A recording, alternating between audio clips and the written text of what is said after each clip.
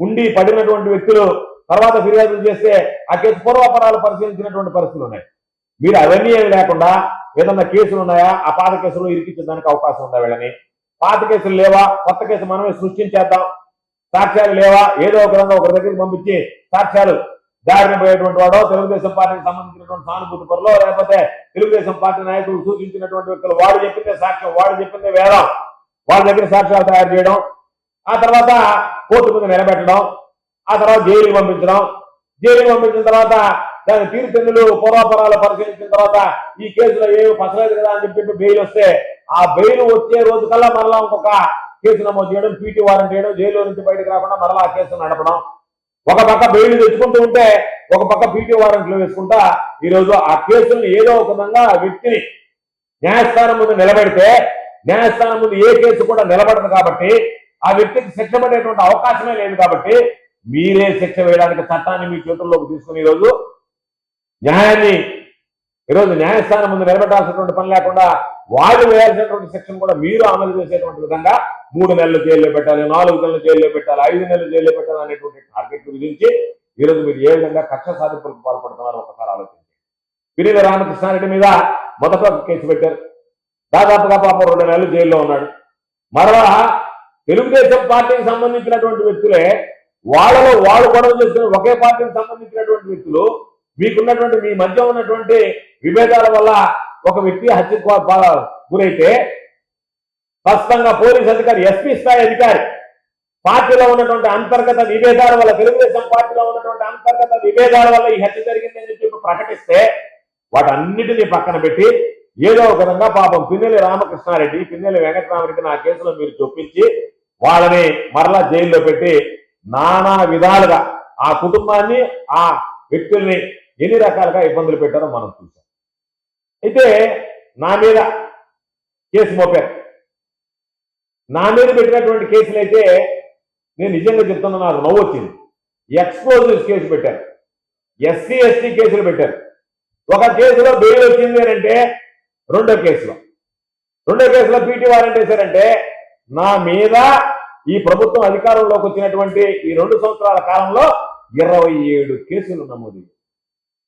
అన్ని కేసులు ఒకసారి చూస్తే ఎవడో ఒకడు సోషల్ మీడియాలో పెట్టినటువంటి పోస్ట్ నేను ఫార్వర్డ్ చేశా, కేసు. అన్యాయం జరిగిందని ప్రశ్నించా, కేసు. అయ్యా మాకు ఈ ప్రభుత్వం ప్రజల పట్ల సరిగ్గా వ్యవహరించడం లేదు, రైతుల పట్ల సరిగ్గా వ్యవహరించడం లేదు, నష్టపోతున్నాం, నిరసన తెలిపితే కేసు, మాట్లాడితే కేసు, ఒక్కొక్క దాని మీద 2 కేసులు, మమ్మల్ని తిడతా ఏమన్నా ఏమైనా రాస్తే దాని మీద 3 కేసులు, ఏమైనా ఆంధ్రప్రదేశ్ మీద మేము వెళ్ళి దాడులు దౌర్జన్యాలు చేశారని చెప్పి 3 కేసులు, ఒక్కొక్క దానికి ఆ కేసు పూర్తయిపోతుంది, బెయిల్ వచ్చేస్తుంది అనుకుంటే ఇంకొక పీటీ వారెంట్. ఒక ఆయన వచ్చి ఎవరైనా నువ్వు నేనున్నప్పుడు జైల్లో ఉన్నప్పుడు ఒక ఆయన వచ్చేవాడు, ఎవరైతే నేను సిట్ డిఎస్పీ, మంచిది. ఆయన బాగా ఇంకొక ఆయన వచ్చాడు, నువ్వు ఎవరయ్యా? నేను సిఐడి డిఎస్పీ, మంచిది. ఇంకొక ఆయన వచ్చాడు, నేను అక్కడి నుంచి వచ్చా పల్నాడు నుంచి, నువ్వెవరినైనా? నేను బాపట్ల డిఎస్పీ, మంచిది. ఇంకొక ఆయన వచ్చాడు, నువ్వెవరు? నేను ఒంగోలు రూరల్ డిఎస్పీ, నువ్వెవరినైనా? అయ్యో కేసు. కాబట్టి ఈ జిల్లాలో ఉండేటువంటి అధికారులు కాదు, ఈ రాష్ట్రంలో ఇతర ప్రాంతాల్లో ఉండేటువంటి అధికారులందరూ మా కేసులో వచ్చేది.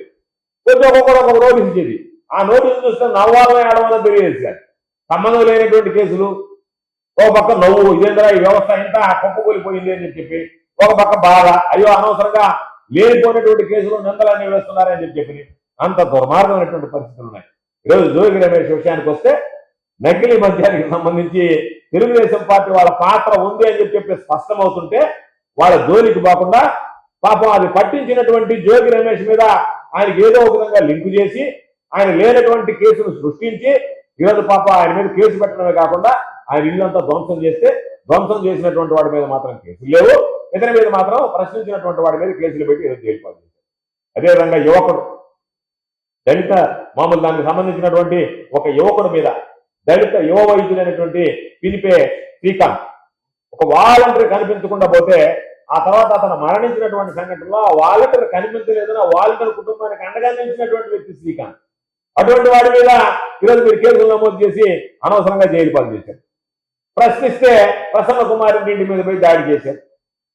ఈ జిల్లాకు సంబంధించినటువంటి వీరి చలపతి మాజీ డిస్ట్రిక్ట్ కోఆపరేటివ్ మార్కెటింగ్ సొసైటీ అధ్యక్షుడు పాత కేసు ఏదో ఒకటి ఉంటే ఆ కేసులో ఈయన పాత్ర ఉందని చెప్పి దారిని పోయేటువంటి దానయ్య ఒక ఆయన ఫిర్యాదు ఇస్తే దాని ప్రకారం ఏ విధంగా సెక్షన్లు నమోదు చేయాలనేటువంటిది ఒక అడ్వకేట్ని పెట్టుకొని ఆ అడ్వకేట్ ద్వారా ఏ సెక్షన్ నమోదు చేస్తే ఇతనికి 7 సంవత్సరాల కన్నా ఎక్కువ శిక్ష పడేటువంటి సెక్షన్ నమోదు చేస్తే జైలుకి పంపించగలమో చూసి దాని ప్రకారం ఫిర్యాదు రాయించి ఆ ఫిర్యాదు ప్రకారం సెక్షన్లు కట్టి ఆ సెక్షన్ ప్రకారం మీరు జైలుకి పంపించారు. ఇంతకన్నా దుర్మార్గమైనటువంటి పరిస్థితి ఉందా?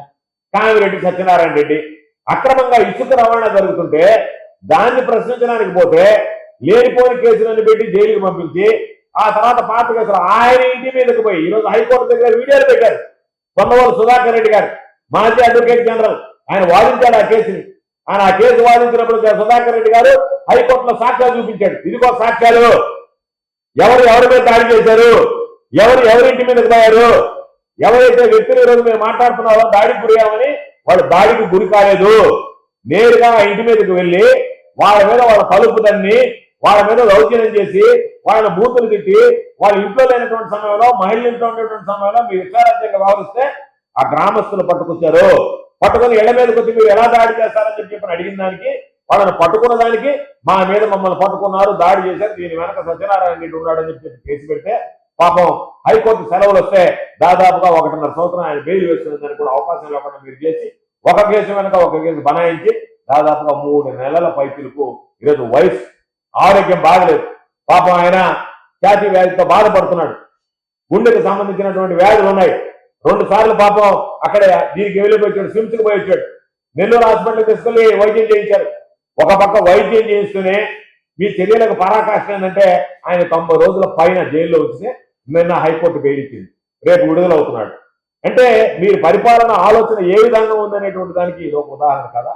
ఎవరైనా సోషల్ మీడియాకి సంబంధించి పోస్ట్ పెట్టినా షేర్ చేసినా అది తప్పు అవుతుందా? దాని మీద మీరు వివరించుకోండి. మీరు మీ ఇష్ట ప్రకారం మాట్లాడుతున్నారు. మీరు మాట్లాడే మాటలు మేము చూస్తున్నాం. ఒరే సరే ఇంకా మామూలుగా ఈ మధ్య కాలంలో నెల్లూరు జిల్లాలో సాంప్రదాయాలను వచ్చినాయి మాట్లాడుతున్నారు. మీడియా దగ్గర పెట్టుకొని నా కొడక అని మాట్లాడుతున్నారు, ఒరే అని మాట్లాడుతున్నారు, రకరకాలైనటువంటి మాటలు మాట్లాడుతున్నారు, పేరెత్తి మాట్లాడుతున్నారు, దూషిస్తున్నారు, పూర్వీకుల్ని పెద్దలందరి గురించి మాట్లాడుతున్నారు. రకరకాలుగా ఎవరు ఎక్కువ మాట్లాడితే ఆ ఎమ్మెల్యే దగ్గర అతనికి అంత క్రెడిట్ అనమాట. అంత ఆయన బ్రహ్మాండంగా ఆయనకి సంబంధించినటువంటి ఏ పనున్నా జరిగిపోయినటువంటి పరిస్థితి ఏర్పడింది. కాబట్టి సోషల్ మీడియాలో ఎవరు మాట్లాడిన కేసులు పెట్టి, జర్నలిస్టుగా ఉండేటువంటి వాళ్ళు ఏదైనా వార్తలు రాస్తే కేసులు పెడితే, ఏదైనా మీడియా చూపిస్తే కేసులు పెడితే, మీకు వ్యతిరేకంగా కథనం ప్రసారం అయితే దాని మీద కేసులు పెడితే, మేధావులు ఈరోజు పెద్దల పాపం కొమ్మినేని శ్రీనివాసరావు గారు ఆయనకి ఏమన్నా సంబంధం ఉందా?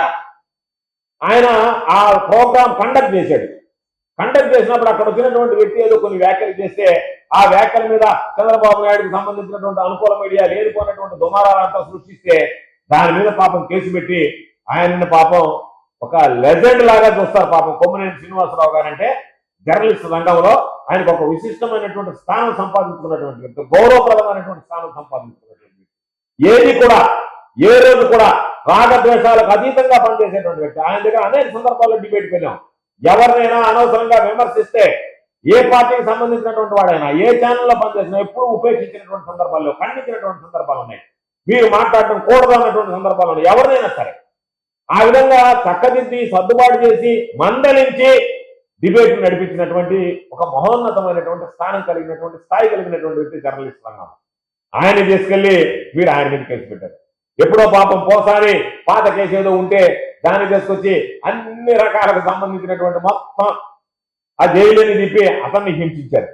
ప్రొఫెసర్ నాగేశ్వరరావు గారు ఆయన ఒక గౌరవప్రదమైనటువంటి వ్యక్తి. హుందాగా ఎక్కడన్నా డిబేట్ లో ప్రొఫెసర్ నాగేశ్వరరావు గారి డిబేట్ అంటే సామాన్య ప్రజానికి మొత్తం చూసేటువంటి వ్యక్తి. ఆయన మీద ఈరోజు కేసులు బనాయించి ఆయన ఇబ్బందులు పెట్టేటువంటి పరిస్థితి. కాబట్టి మీ ఆలోచన ఏంది? ముందు ఎవరిని కేసు పెట్టాలనేది టార్గెట్ ఫిక్స్ చేస్తారు. మీకు అనుకూలమైనటువంటి మీడియాలో వాళ్ళ మీద రాయిస్తారు. ఆ తర్వాత మీరు ఏ విధంగా వాళ్ళని అరెస్ట్ చేయాలా అనేటువంటి ఒక లక్ష్యాన్ని నిర్ణయిస్తారు. దానికి సంబంధించినటువంటి కేసు ఉంటే కేసు ఉంటుంది, కేసు లేకపోతే కేసును సృష్టి. A new dawn rises in Stonehouse Spade. where dreams take flight and learning finds purpose. Born from the vision of our directors to create a stress-free learning environment where every child grows with confidence, joy and curiosity.